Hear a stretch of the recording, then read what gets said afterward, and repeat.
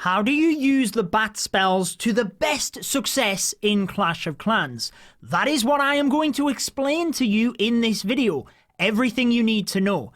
All of the tips, the tricks, the strategies you should be using with the bat spells. And actually I have video chapters throughout this in case you do need to come back to review a specific point. However, let's go ahead and get into it. Welcome back to the channel then, guys. I'm your host, Judo Sloth. Today we are looking at the bat spell. I do plan to go through all of the troops and spells, not necessarily in order, so be sure to let me know in the comments which one you would like to see next. Previously, we did the Wall Breaker explained video, and I like to bring educational but entertaining Clash of Clans videos, so if that is what you want to see, I would recommend subscribing and also turning on the notification bell. Also, if you do want to support me in-game, you can do so by using code JUDO within your settings. It is much appreciated, my friends, but let's get into the first part that you need to know about the bat spells. Okay, so the bat spell goes up to level 5 and can give you up to 21 bats, which is pretty significant, and as you will see throughout the video, you tend to use these with multiple bat spells so that you can get a big swarm of bats. We will be going through the different techniques after we've done the initial explanation of the bats. Now, I do have an image on the screen here, courtesy of the Clash of Clans wiki, just letting you know the different levels and amounts of bats, costs, everything like that that you would need to know. It is unlocked at Town Hall 10, so this video is obviously applicable for any of you from Town Hall 10 and above. Now, when you first place the bats onto the map, what will happen is you get a set amount spawned, and then they will slowly spawn over time as well. And this is important to know when it comes to splash damage defenses, because your bats will not have all of them there when you place them in. They slowly spawn over time in order to get up to that maximum bat count of 21 at level 5. Now, what I want to do in this video is initially discuss the different techniques you can use with the bat spells. We will discuss a bat wave technique first, followed by a bat bomb technique later on in the video. I also want to explain how you can protect your bats as best as possible, as well as the most popular strategies that you can use, such as what we have in the background right now. So let's discuss the bat wave technique first. You can see that the bats are deployed on the edge of the map, and then they slowly spawn to move into the base. This allows them to gain momentum and move through the base accordingly. But why exactly would you place them to the edge of the map? The main reason is mechanics of the spell, but it can be base dependent as well. However, in terms of mechanics, remember how I said the bats don't all spawn together? Look at them continually spawning in. What this means is that you allow the bats to gain momentum before they move into the base, and that can be why it can be base dependent as well. Let's say, for example, we spawn the bats at the opposite side of the base. As they come into the base, they are only getting hit by the initial couple of defenses. However, if we were to deploy the bats in the middle, they're actually getting hit from the initial defenses, but also defenses down to the bottom of the base as well. So they can actually take a little bit more damage if you are putting them inside the base, and it means that you don't get that momentum necessarily, but as we will mention in the bat bomb method, it can be better in certain situations. However, let's move back to the bat wave. The reason you use it is because of that momentum, and that you can basically take down defenses pretty easily in a single strike. The reason you want to use the bats in a group is so that they do work together. You maximize the DPS. When they get to a building, they take it down.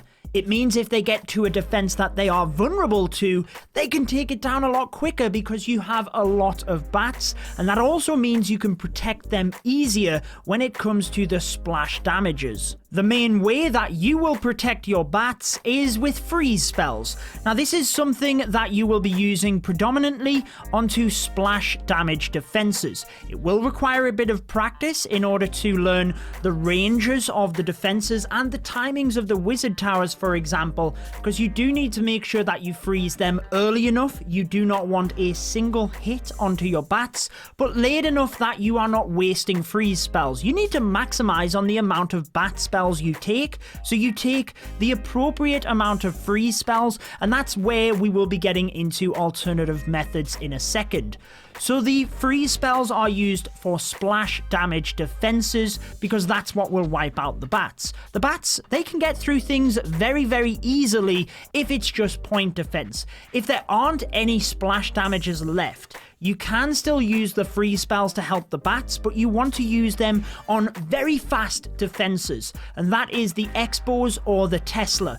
Do not worry about air defense. Air defense attack very slow, and therefore they really don't do much damage to the bats. The other method you can use is the Ice Golem. This is particularly good if there is a wizard tower towards the edge of the map. So as you will see, the wizard tower will actually be distracted onto the Ice Golem at the edge. Obviously it doesn't work for multi-target infernos, and you do have to take note for if there are any defenses on the outside to which the Ice Golem wouldn't get in range, but it allows you to tank the wizard tower. It cannot shoot at both the Ice Golem and the bats at the same time, and also with the freezing effect you get from the Ice Golem, you basically get an added freeze spell, which means your bats can move through and take it out. So if you do have wizard towers towards the edge on the back end of the base and you know the bats are going around that area, you might want to consider the Ice Golem for that reason. Another important point to mention on the wizard tower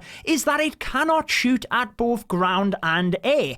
Even if the troops are literally on the same tile, the wizard tower will only shoot at either the ground troops or the air troops. It cannot shoot at them both. So if you haven't taken it out before you send the bats in, you can just tank it with a giant if you were confident enough, or at Town Hall 13, people will send in that royal champion just ahead of the bats in order to take down the wizard tower ahead of time, and you know that then the bats have got an easier ride moving through.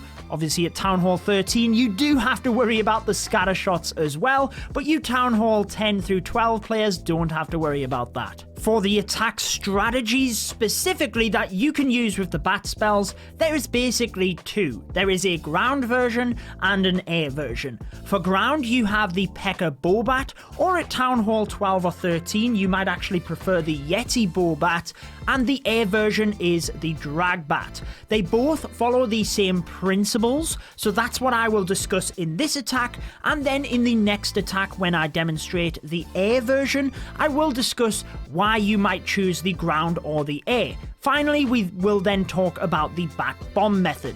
So the main principles, well, they're relatively straightforward. You want to try and take down as much splash damage as possible with either that ground or air version before then bringing the bats around the rest of the base. So you want to create a funnel for your troops to get in. In this case we had the Grand Warden Walk to the north, we had the Siege Barracks to the east, for the Yetis and Bowlers alongside the Queen to come straight in towards the middle. Now it's very important that at Town Hall 12 you can take the Town Hall with the initial portion, whether that be ground or air. The bats are virtually ineffective versus the Town Hall.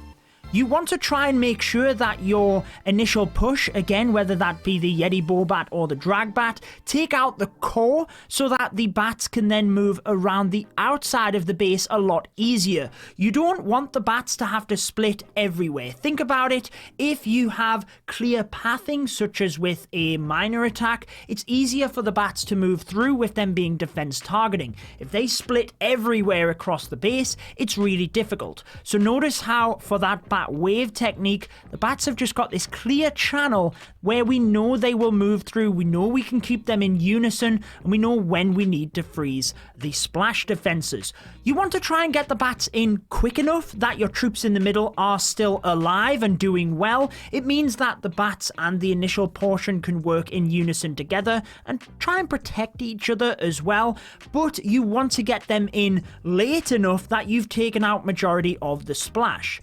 The other thing that is worth noting is you need to think about cleanup troops. That will probably just be some wizards on the outside of the base, because since the bats are defense targeting, they will miss all of the regular buildings until the very end. Yes, they will go back through them, and they are incredibly fast unless they are attacking storages, but it means they have to go right around the map. If they have taken down the defenses, just pop a couple of wizards in who will then be able to take the trash buildings and make sure you don't time fail. The most common air attack that you will use with the bats is the DragBat. Now, I will be sure in this example to explain the differences between the ground and air, why you would use one or the other, but as we mentioned, the principles are exactly the same. You want to try and take out as much splash damage as you can initially with that initial push so that the bats have an easier ride. And in this case, we are going to take out the entire left-hand side of the base. Crucially, we are taking the Town Hall, which again at Town Hall 12 and 13 is very important, but we're also taking 3 multi-target Infernos. If they were single-target Infernos, you might actually want to try and take that area with the bats. And this is where, with your base as a defender, try and spread your splash damage around so that you are not vulnerable for your opponent to use the bats against you.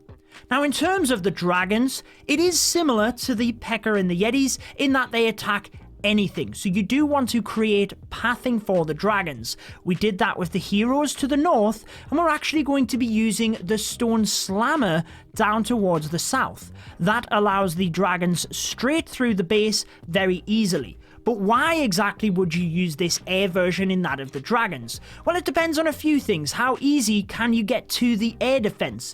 If the air defense are going to be really tough and constantly hitting the dragons, you might go with the ground. It could actually come down to personal preference actually, but let's go over another couple of things as well. The air sweepers are vitally important if they are pointing in the wrong direction, and you can bring the dragons in behind that, then it can be helpful as well. Another important point is expos. In this case, notice a ground expo. If you've got a bunch of ground expos, you probably want to try and utilize the air attack. The reason you take dragons, Pekka, Yetis, big strong troops is because you need to maximize spells on the bats and the freeze spells. So that's where the big ground or air troops work well. And similar to the Yeti or the Pekka, with the dragons, you do want to get the bats in time with the dragons still being alive, so that again they can work in unison together in order to take down the base. However, let's go ahead and talk about the bat bomb method when you might actually use the bats inside the base itself. The other method that you can use for the bats is the bat bomb technique.